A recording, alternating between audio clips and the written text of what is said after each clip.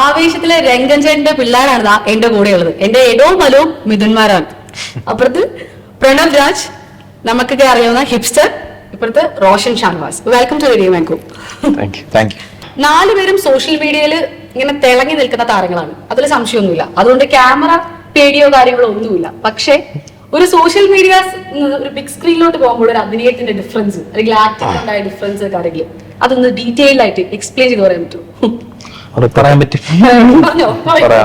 അല്ല, ഇപ്പൊ ഈ സോഷ്യൽ മീഡിയയിൽ കാണിക്കുന്ന പരിപാടികളൊന്നും നമ്മൾ അഭിനയിച്ച പടത്തിൽ അതൊന്നും വേണ്ടായിരുന്നു. അവിടെ സോഷ്യൽ മീഡിയയിൽ എന്ത് കാണിച്ചോ അതൊന്നും അവിടെ വേണ്ടായിരുന്നു. ജിത്തു ചേട്ടൻ എന്ത് പറയുന്നത് അത് നമ്മൾ ചെയ്തു. അപ്പൊ ആക്ടിങ്ങിന്റെ ഇതിൽ വരുമ്പോ കുറച്ചും കൂടെ പ്രൊഫഷണൽ ആയിട്ട് ഡീൽ ചെയ്യേണ്ടതാണല്ലോ സിനിമ.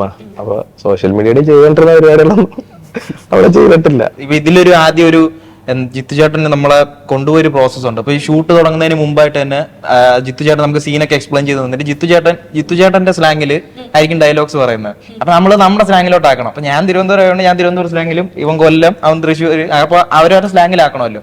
അപ്പൊ എനിക്ക് തോന്നുന്നു അതൊക്കെ എനിക്ക് റീല് നമുക്ക് ഇഷ്ടമുള്ള നമ്മുടെ സ്ലാങ്ങിലാണല്ലോ റീല് ചെയ്തുകൊണ്ടിരുന്നത്. അപ്പൊ അത് എന്താണ് ഭയങ്കരമായിട്ട് റീൽ ചെയ്ത് ഹെൽപ്പായെന്ന് തോന്നുന്നു. അത് ജിത്തു ചേട്ടൻ കോട്ടയം സ്ലാങ്ങിൽ പറയും, നമ്മളെ തിരുവനന്തപുരം ആക്കണം. നിങ്ങളുടെ എക്സ്പീരിയൻസ് എന്തായാലും എന്നെ സ്വന്തം സൗണ്ട് വെച്ചിട്ട് ഞാൻ ചെന്നിട്ട് യൂസ് ചെയ്തിട്ടില്ല. ഇവിടെ വന്നപ്പോ അതൊരു എക്സ്പീരിയൻസ് ആയിരുന്നു. പിന്നെ എല്ലാവരും ഞങ്ങളിപ്പോ കുടുംബമാണ് അവിടെ ഫുള്ള് അതിന്റെ സ്റ്റേറ്റ്മെന്റും കാര്യങ്ങളൊക്കെ ഉണ്ടായിട്ടുണ്ട്.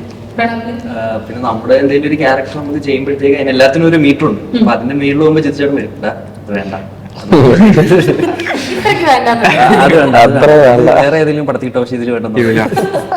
ഇപ്പൊ സത്യം പറഞ്ഞാൽ ഇത്രയും സംസാരിച്ചില്ല ജിത്തു ചേട്ടന്റെ പേര് ഒരുപാട് പ്രാവശ്യം കിട്ടി. പക്ഷെ മെയിൻ ആയിട്ടുള്ള പോയിന്റ് ജിത്തു ചേട്ടൻ പറഞ്ഞില്ല അല്ലേ? അതായത് ഫഹദ് ഫാസിൽ അഭിനയിക്കുന്നുണ്ടെന്ന് പറഞ്ഞിട്ടില്ല. അത് സംഭവം ഈ ജിത്തു ചേട്ടൻ പോലെ ഓഡിഷൻ എന്ന് പറഞ്ഞിട്ടല്ല എന്നെ വിളിച്ച്. ഒരു സിനിമയുടെ കാര്യം പറയാനുണ്ടെന്ന് പറഞ്ഞ് ഫോർട്ട് കൊച്ചി വരാമെന്ന് ചോദിച്ചു. അപ്പൊ ഞാൻ പറഞ്ഞ ചേട്ടാ വരാം. അപ്പൊ അവിടെ ചെന്ന് അവിടെ ഇരുന്ന് സംസാരിക്കുമ്പോഴാണ് അറിയുന്നത് ഇരുന്ന് സംസാരിക്കുന്നത് അമ്പുക്കയുടെ വീട്ടിലാണ്. ജിത്തു ചേട്ടനാണ് ഡയറക്റ്റ് ചെയ്യുന്നത്, ഫഹദുക്കാണ് ലീഡ് ചെയ്യുന്നതെന്നൊക്കെ അപ്പൊ എന്നോട് പറഞ്ഞു. അപ്പൊ എനിക്കറിയത്തില്ല, ഇവർക്ക് ഇത് അറിയത്തില്ലായിരുന്നു.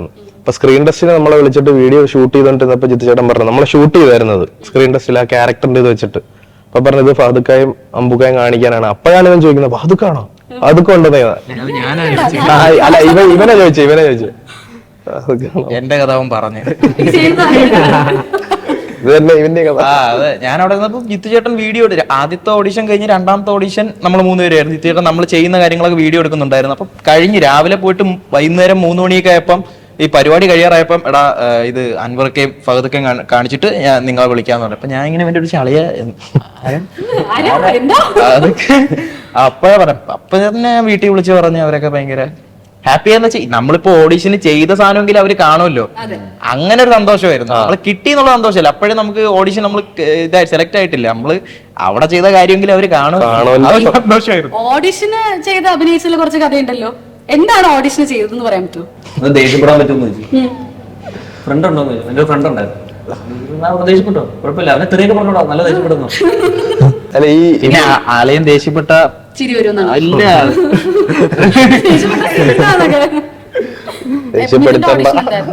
ഞാൻ പറയാനുള്ള ഉത്തരമാണ് ഇവൻ പറഞ്ഞത്. എല്ലാരും ദേഷ്യപ്പെടുവായിരുന്നോ ചെയ്തത്? അല്ലല്ല, ഓരോരുത്തർക്കും ഓരോ രീതിയിലുള്ള. എനിക്ക് അല്ല, ഞാൻ ചെന്നപ്പോ തന്നെ അല്ലാതെ ഒരു 4-5 പേര് അവിടെ ഇരിപ്പുണ്ടായിരുന്നു. അപ്പം എനിക്ക് മുമ്പേ കയറിയൊരു ഏതൊരു ബ്രോ ഇത് കണക്ക് ഒരു, അതായത് നമുക്ക് എല്ലാവർക്കും അന്ന് തന്നിട്ടുള്ള സാധനം സെയിമാ. അപ്പൊ നമുക്ക് കുറച്ച് ടൈം തരും, ഒന്ന് പുറത്തു പോയി പ്രിപ്പയർ ആയിട്ട് വരാൻ ടൈം തരും. അപ്പൊ എനിക്ക് മുന്നേ കയറിയ ബ്രോ ഭയങ്കരമായിട്ട് ചൂടായിയൊക്കെ സംസാരം, അങ്ങനെ ഒരു സാധനമല്ല തന്നത്. അതായത് രംഗയെ ഇങ്ങനെ തഞ്ചത്തിൽ പറഞ്ഞ് ഒഴിവാക്കാന്നുള്ളു. അപ്പൊ എനിക്ക് മുന്നേ കയറിയ ബ്രോ ഭയങ്കരമായിട്ട് ചൂടായിട്ടൊക്കെ ഒരു സാധനം. അപ്പൊ എനിക്ക് കൺഫ്യൂഷൻ ആണ് ഇത്. അപ്പൊ എന്റെ ഫ്രണ്ട്സ് ഒക്കെ ഉണ്ടല്ലോ, ഫ്രണ്ട്സ് വന്ന വേറെ കഥ കേട്ടോ ഞാൻ പറയാം. അപ്പൊ ഞാൻ പറഞ്ഞു അളിയ ഇത് ഞാൻ ഇത് ഇങ്ങനെ ചെയ്താൽ മതി, അവൻ ദേഷ്യപ്പെടുന്നത്. അവൻ അളിയ കുഴപ്പമില്ല, നീ നിനക്ക് പറ്റുന്ന പോലെ ചെയ്താൽ മതി എന്ന് പറഞ്ഞു. ഞാൻ ഒരു സാധനം ചേട്ടൻ്റെ അടുത്ത് കാണിച്ചു. അത് കഴിഞ്ഞാണ് പിന്നെ ഞാൻ പറഞ്ഞ അടുത്ത ദിവസം തന്നെ എല്ലാവരും 4 ദിവസത്തിനകത്ത് സംഭവിച്ചു. ചേട്ടൻ അടുത്ത ദിവസം വിളിച്ച് അത് കഴിഞ്ഞ് നമ്മൾ 3 പേരുമായിട്ടുള്ള ഇത് അതിന്റെ അടുത്ത ദിവസം വിളിച്ചിട്ട് ജിത്തേട്ടൻ പറഞ്ഞാ നീ നമ്മുടെ പടത്തിലുണ്ട്. കൺഫേം ആയി. പിന്നീട് പല പല കാര്യങ്ങൾ അറിഞ്ഞത് ബാംഗ്ലൂരാണ്. നമ്മൾ കേട്ടിട്ടുണ്ട് ഈ ഡയറക്ടേഴ്സ് ഒക്കെ അഭിനയിച്ച് കാണിച്ചു തരാറുണ്ടെന്ന്. ഇപ്പം ജിത്തു ചേട്ടൻ കോട്ടയം സ്ലാങ്ങിലാണെങ്കിലും ഡയലോഗ്സ് പറഞ്ഞതെന്ന് കേട്ടു. അതുപോലെ അഭിനയിച്ച് കാണിച്ചു തന്നിട്ടുണ്ടോ? ചില സീൻസ് ഒക്കെ കാണിക്കാതെ, കാരണം പുള്ളിക്ക് ചിലതൊക്കെ കറക്റ്റ് അതുപോലെ തന്നെ കിട്ടണം, പക്ക ആ ഒരു മീറ്റർ തന്നെ വേണം. ജിത്തുചേട്ടൻ ഒരു സീനിൽ ഒരു വിഷൻ കാണും, മീൻസ് ഇത് ഇങ്ങനെ വരണം എന്നുള്ളത്. ഇപ്പൊ നമുക്ക് ഇംപ്രവൈസ് ചെയ്യാനുള്ള ഫ്രീഡം എല്ലാ സീനിലും തന്നിട്ടുണ്ട്, പക്ഷെ ചില സീനുകളിൽ സ്പെസിഫിക് സീനുകളിൽ ഇങ്ങനെ ഇത് വേണം എന്നുള്ളത് അത് ജിത്തുചേട്ടൻ കാണിച്ചു. ലാസ്റ്റ് ഒക്കെ ആയപ്പോ നമുക്ക് മനസ്സിലായി ചില സീൻ ജിത്തുചേട്ടൻ വന്ന് നമുക്ക് പുള്ളിക്ക് വേണ്ട സാധനം എന്താണെന്ന് കൃത്യമായിട്ട് പറഞ്ഞു. അവസാനം ചില സീനൊക്കെ പുള്ളി നമുക്ക് ആ ഒരു ഫ്രീഡം അപ്പൊ നമ്മൾ പറയാം നമുക്ക് എന്തെങ്കിലും ചെയ്യാം. അല്ല, ഞങ്ങൾ തമ്മിൽ അതിങ്ങനെ എപ്പോഴും ഡിസ്കസ് ചെയ്യുമായിരുന്നു. മീൻസ് അടുത്ത സീനിൽ എന്ത് ചെയ്യണം. ചായക്കട ഇരുന്ന് രോമാഞ്ചത്തിന്റെ കപ്പൊക്കെ പിടിച്ചോണ്ടിരിക്കുന്ന സമയത്ത് ആ ഒരു ആവേശം പറയാം, കഥ നമുക്ക് വേണ്ടി പറയാം. പറഞ്ഞിട്ടില്ലല്ലോ. അത് രോമാഞ്ചം ഫസ്റ്റ് റിലീസ് ആവുന്ന ആ ടൈമിന്റെ പ്രൊമോഷൻ വർക്ക് എല്ലാം നടന്നുകൊണ്ടിരിക്കുക. അപ്പൊ നമ്മളോട് വൈറ്റില് ചായ കുടിക്കാൻ പോയി, നമ്മുടെ ഫ്രണ്ട്സ് എല്ലാം കൂടെ പോണേ. അപ്പൊ ആ കടയിൽ പോയപ്പോഴത്തേക്ക് ഈ രോമാഞ്ചത്തിന്റെ പ്രൊമോഷൻ ഒരു കപ്പ് ഉണ്ടായിരുന്നു. ഇതില് രോമാഞ്ചം എന്നൊക്കെ അടിച്ച് മറ്റേ ISLന്റെ ടൈമില് വന്നേ. അപ്പൊ ഇത് കഴിഞ്ഞിട്ട് അപ്പോഴാണ് നമ്മൾ ഫസ്റ്റ് ശ്രദ്ധിക്കണം. നമുക്ക് നോർമലി ക്ലാസ്സിൽ തരുമ്പോൾ ഈ ഒരു പേപ്പർ ക്ലാസ്സിൽ തരുമ്പോൾ നമ്മൾ ശ്രദ്ധിക്കുമല്ലോ. അപ്പൊ അന്ന് ശ്രദ്ധിച്ച് പിന്നെ ഒരാഴ്ച കഴിഞ്ഞപ്പോഴാണ് ജിത്തുചേട്ടൻ വിളിക്കുന്നത്. അപ്പൊ ഈ പടം രോമാഞ്ചം ഒന്നും റിലീസായിട്ടില്ല. ഇപ്പൊ നമ്മളൊക്കെ സിനിമ കണ്ടതൊക്കെ അറിയാൻ പറ്റും. അതായത് ഫഹദിന്റെ ഒരു കാലനങ്ങുന്ന ഒരു കൈ അനങ്ങുന്ന തിയേറ്ററിലെ കൈയടിയാണ്. അത് നേരിട്ട് കണ്ടവരാണെങ്കിലും ആ ഒരു എക്സ്പീരിയൻസ് പറയാൻ പറ്റും. ഫഹദിനോട് അഭിനയിച്ചതല്ല, ഫഹദിന്റെ പെർഫോമൻസ് കാണുന്ന ഒരു അതെ, അത് ഒരു നമ്മളിതുപോലെ ഇങ്ങനെ ഇടയ്ക്ക് ഷോട്ടിന്റെ ഇടയ്ക്ക് ബ്രേക്ക് വരുമ്പോൾ ഫഹദൊക്കെ ഇങ്ങനെ നമ്മളോട് സംസാരിക്കും ഇങ്ങനെ ഓരോ കാര്യങ്ങൾ. അപ്പൊ നമ്മളിങ്ങനെ ഭയങ്കര ജോളിയായിട്ട് സംസാരിച്ചുകൊണ്ട് നിന്നിട്ട് പെട്ടെന്ന് സ്റ്റാർട്ട് ക്യാമറ പറയുമ്പോൾ പുള്ളി ഭയങ്കര സ്വിച്ചാ. അത് നമുക്ക് അത് നമ്മൾ കണ്ടിട്ട് ഭയങ്കര എക്സൈറ്റഡ് ആയിട്ടുണ്ട്. നമ്മൾ ഓരോ ദിവസവും മറ്റേ ഇങ്ങനെ ഞെട്ടും. അതായത് നമ്മൾ മൂന്നുപേരുടെയും പ്രധാന ടോക്ക് തന്നെ ആ ദിവസം ഉണ്ടായ കാര്യങ്ങളെ പറ്റി സംസാരിച്ച് എക്സൈറ്റ് ആവുക. ഇതാണ് നമ്മുടെ എന്റർടൈൻമെന്റ്. അപ്പൊ ഇത് ടു കൺട്രീസിൽ മറ്റേ ദിലീപ് പറയൂലേ, ഇവിടെ വന്നപ്പോ തൊട്ടൊരു സർപ്രൈസ് ത്രില്ലറാന്ന് പറയും പോലെ അതേണൊക്കെ ഫുൾ സർപ്രൈസ് ആയി. അവിടെ എന്ന് വെച്ചാൽ നമ്മളെ സെറ്റിൽ ഉണ്ടായിരുന്ന ടെക്നീഷ്യന്മാര് അവരുടെ വർക്ക് അവർ ഓരോ ദിവസം ചെയ്യുന്ന കാര്യങ്ങള്, പിന്നെ ഫഹദക്ക ഓരോ ദിവസം ഓരോ ടേക്കിന് മുമ്പ് പക്ഷെ ആ ടേക്കിലായിരിക്കും നമ്മൾ കാണുന്നത് എന്താണ് ചെയ്യാൻ പോകുന്നത്. പിന്നെ ഓരോ ടേക്കിന്റെ ഇടയിലും ഒരു ഫസ്റ്റ് ടേക്ക് ചെയ്ത സാധനമായിരിക്കില്ല രണ്ടാമത്തെ ടേക്കിൽ, അതിൽ തന്നെ മൈന്യൂട്ട് വ്യത്യാസം നമ്മൾ അടുത്തിരിക്കുന്നതുകൊണ്ട് നമുക്ക് പെട്ടെന്ന് അറിയാൻ പറ്റും. കാരണം നമ്മൾ കൂടെ അഭിനയിച്ചോണ്ടിരിക്കുകയല്ലേ, അപ്പൊ അതിന്റെ ചേഞ്ചസ് അപ്പൊ നമ്മളെ ഇതാവുമല്ലോ.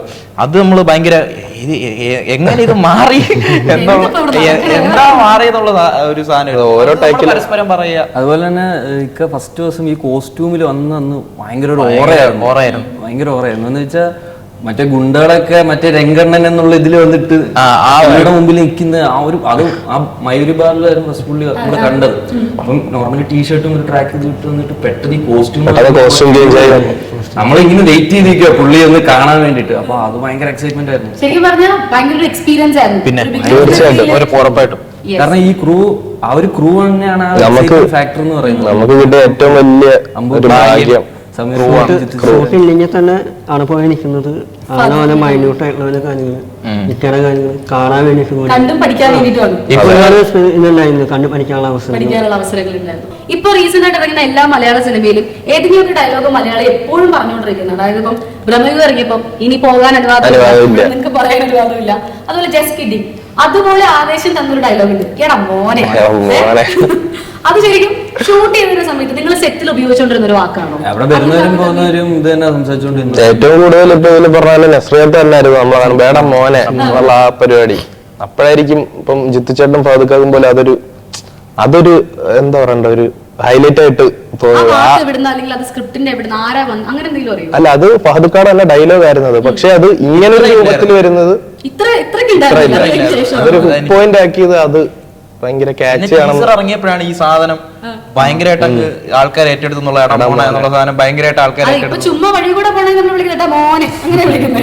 നമ്മളിത് ബാംഗ്ലൂർ വെച്ചിട്ട് അങ്ങോട്ടും ഇങ്ങോട്ടും ഇത് പറയുമായിരുന്നു, എടാ ഈ ഒരു സംഭവം ഈ എടമോനെ കൊളുത്താൻ സാധ്യത ഉണ്ടെന്നുള്ള. മലയാള സിനിമയിൽ ഈ മോനെ വരുന്ന ഡയലോഗ് എത്ര അറിയാം? മലയാള സിനിമയിൽ അറിയത്തില്ല, ജയിലറിലുണ്ടല്ലോ എന്താ കുമ്പളങ്ങി ഡയലോഗ് എന്ന് പറയോ?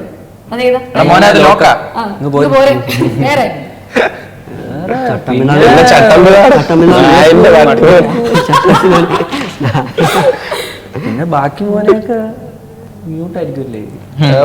ബാക്കി പോലെയൊക്കെ മുമ്പിലും ബാക്കി പറയാൻ പറ്റാത്തതാ. ആ ഒരു സിനിമയുടെ ക്യാമറ ക്രൂ അതിനെ പറ്റിട്ട് എന്താ പറയുക? ക്യാമറ ക്രൂ എന്ന് പറയുന്നത് ഇപ്പൊ നമ്മുടെയൊക്കെ മുമ്പോട്ട് ഇപ്പൊ എന്റെ ഇവന്റെ ഒക്കെ മുമ്പോട്ടുള്ളത് നമ്മള് ഇതല്ലാതെ ഇപ്പൊ ഈ അഭിനയിക്കുന്നതല്ലാതെ നമുക്ക് എന്താണ് ഇഷ്ടം എന്ന് വെച്ചാൽ വീഡിയോ എടുക്കാനും എഡിറ്റ് ചെയ്യാനും ഒക്കെയാണ്. അപ്പൊ സമീർ ഖാൻ എന്ന് പറയുന്നത് നമ്മുടെ ഒരു എന്താ പറയണ്ട ഒരു റോൾ മോഡൽ എന്നൊക്കെ വേണമെങ്കിൽ പറയാം ഒരു സിനിമാറ്റോഗ്രാഫിയുടെ ഇതില്. അപ്പൊ സമീർ ഖാന്റെ ടീം എന്ന് പറഞ്ഞാൽ ഔട്ട്സ്റ്റാൻഡിങ്. ഇപ്പൊ ശങ്കർ ദാദ എന്ന് പറഞ്ഞിട്ടൊരു ഫോക്കസ് പുള്ളർ ഉണ്ട്. അപ്പം എനിക്ക് തോന്നുന്നു നമ്മുടെ ഇൻഡസ്ട്രിയിൽ ഏറ്റവും ഈ ടെക്നിക്കൽ സൈഡിൽ ഏറ്റവും ടഫസ്റ്റ് ജോബ് ആയിരിക്കും ഫോക്കസ് പുള്ളി എന്നുള്ളത്. ഉണ്ണിച്ചേട്ടൻ, സമീർ ഖാന്റെ അസോസിയേറ്റ് ഉണ്ണിച്ചേട്ടൻ, സമീർ ഖാൻ, നിതിൻ ചേട്ടൻ, അതിൽ തന്നെ ഉള്ള ക്യാമറ ക്രൂ എല്ലാം അതായിരുന്നു ഈ സെറ്റിലെ ഏറ്റവും വലിയ ഭാഗ്യം. ഇത്രയും വലിയ ടെക്നീഷ്യൻ ആൾക്കാരോട് നമുക്ക് ഇന്ററാക്ട് ചെയ്യാൻ പറ്റിയ അവര് അതിപ്പോ കോസ്റ്റ്യൂം ആയാലും ആർട്ടായാലും ഉറപ്പായിട്ടും. ഇപ്പൊ ഈ നമുക്ക് ഏറ്റവും കൂടുതൽ ഷൂട്ടുകൾ ഏറ്റവും കൂടുതൽ എനിക്ക് തോന്നുന്നു 65 ദിവസത്തോളം നമുക്ക് നൈറ്റ് ഷൂട്ട് ഉണ്ടായിരുന്നു. അപ്പൊ ഈ നൈറ്റ് ഷൂട്ട് നടന്ന സമയത്ത് ബാക്കി ആരെങ്കിലും ഒക്കെ ഉറങ്ങുവാണെങ്കിൽ നമ്മൾ ഉറങ്ങാറില്ല. കാരണം ഇതെല്ലാം എക്സ്പീരിയൻസ് ചെയ്യാൻ എക്സൈറ്റ്മെന്റിന്റെ പീക്കിലാണ് ഇതെല്ലാം. അപ്പൊ ഇതെല്ലാം എക്സ്പീരിയൻസ് ചെയ്യാന്നുള്ളതാണ്. ഓക്കെ, അപ്പൊ എന്തായാലും ഇത്രയും നേരം നമ്മളത്തെ ഒരുപാട് കാര്യങ്ങളൊക്കെ ഷെയർ ചെയ്തതിലും ജിത്തു ചേട്ടനെ പറ്റി ഒരുപാട് പറഞ്ഞു, ഫഹദിനെ പറ്റി ഒരുപാടൊക്കെ പറഞ്ഞു. അല്ല, ഞങ്ങൾ ഇതിൽ മെൻഷൻ ചെയ്യാത്ത ഒരുപാട് ആൾക്കാരുണ്ട്. ഒരുപാട് പേരുണ്ട്. നവീൻ നാസിം, ഞങ്ങള് നവീനൊക്കെ ആയിരുന്നു നമ്മുടെ കൂടെ 8 മാസം നമ്മുടെ ഒരു എന്താ പറയുക ഫുൾ സപ്പോർട്ട് നവീനൊക്കെ ആയിരുന്നു എല്ലാ കാര്യങ്ങൾക്കും.